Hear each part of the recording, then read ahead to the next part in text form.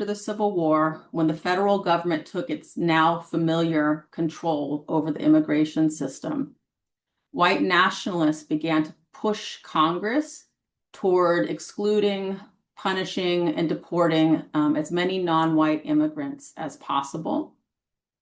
By 1929, Congress had barred almost all Asian immigration to the country in explicit and implicit ways. Congress had blocked most free Black migration into the United States and criminalized large numbers of Mexican immigrants entering the country. So we dubbed this the whites only immigration system. And I want to talk about this for just a moment, because I know this can be a little hard to accept. I don't use the whites only system as a literal term, and that's because it's never been literal.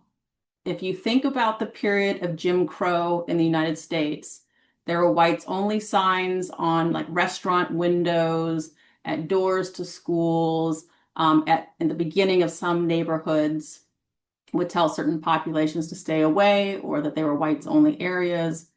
But the purpose and the effect of these signs was rarely to stop all Black and non-white immigration or movement into a building or an area.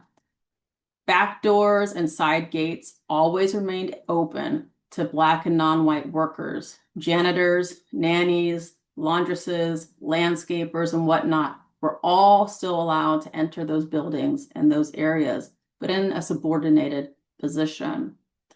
So Jim Crow was less about the separation of the races, and it was more about the rules and the rituals of white supremacy. And so by dubbing the immigration system, the US immigration system, as a whites only system, what I'm trying to suggest is not that all non-white immigrants were kept out of the country, but really that the US immigration system is a system of racialized power, rooted in the rules and the rituals determined to who's allowed to enter the country on what terms, and who could be kicked out and under what terms.